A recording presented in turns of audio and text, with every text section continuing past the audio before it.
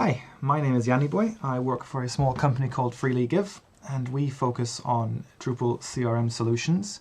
Now, we have been for the last couple of weeks working on something that we are calling the COVID-19 support system. And we've been building a web application for basically managing volunteers who are wanting to help people who are either self-isolating or vulnerable, staying at home, can't get to the shops. There are a lot of people who are using Facebook and WhatsApp and various other tools to coordinate this, and we think that we can help by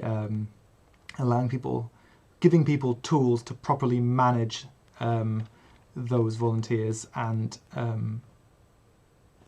keeping track of who needs what and how far things are along. So we've been building a system in Drupal 8. This video is about if you are a technical person and you are comfortable with Drupal 8 tools such as Ddev, Composer, Drush, things like that. I'm going to show you how you can really quickly get set up with our project and start either using it, helping people, or contributing and helping us develop it so that we can really help as many people in as many different ways as we can. So we have a GitLab project. There'll be a link in the description. But basically it's a public repository. This is what we recommend people either fork or download directly in order to get started. It is a full Drupal Composer project with exported config, so you literally in a few commands time will have a running site fully configured, ready to go. And this is probably not the best way of developing this, but this is the fastest way that we've been able to think of so far. So if you're looking at the repository, you will see we've got a contributing file, which you don't even need to watch this video. You can just read this file and get going. But I thought it might be useful for some people to actually see it happening in practice. So I am going to get my terminal up.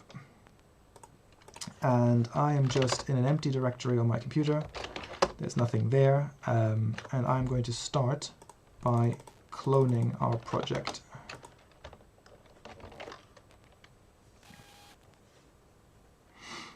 Great.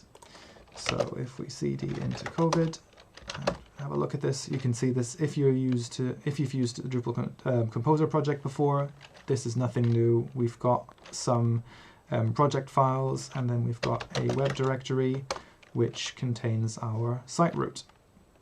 So the next thing I'm going to do is I'm going to set up Ddev.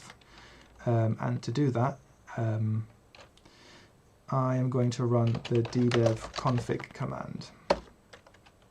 It's going to ask me a few questions about my project, and then we'll be ready to go. Now, if you haven't used Ddev before, I recommend you having a look at Googling Ddev and having a look at this. This is a fantastic project. It uses Docker containers for you to get a development environment set up really quickly. We use it a lot. It is brilliant.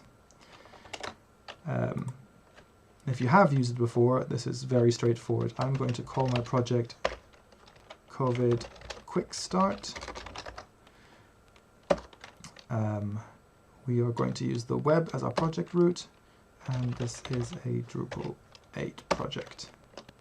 Right, now we've got our configuration started. We can do Ddev start. And this will download and get our Docker containers set up.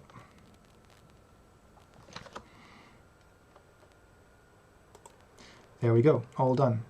So now it's given me a link that I can go to, but if I go to that, it won't work yet because we have not run a Composer install. So let's go back and do that next.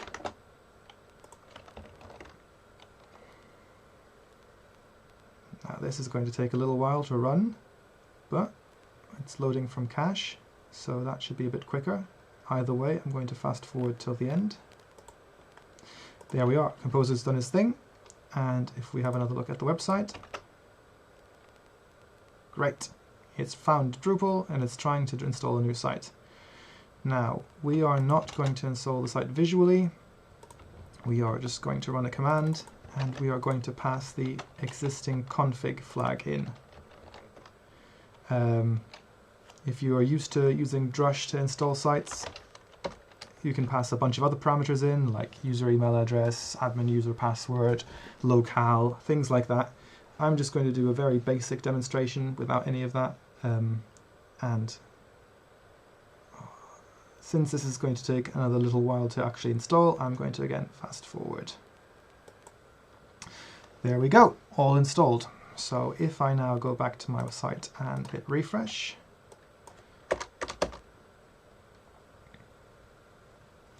there we are, fully running website up and ready to go. So before I sign in, I'm going to just do a few more things from the contributing guide. I'm going to add a couple of roles to my admin user.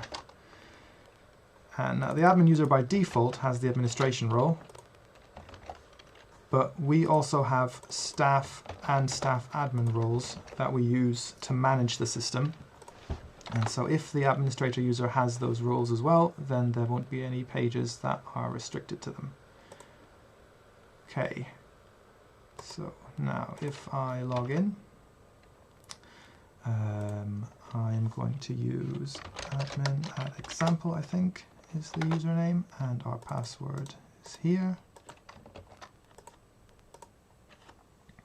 Great, we're logged in.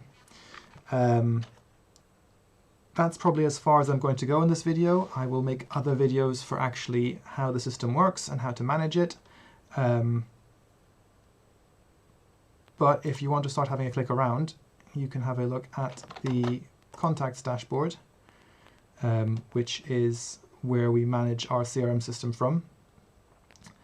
And support requests are something to have a look at. Those are just nodes in the system as far as Drupal goes. And then in the main menu, there's the open support requests, which is the admin page for managing support requests. I hope this has been helpful, and I will see you again soon in the next video.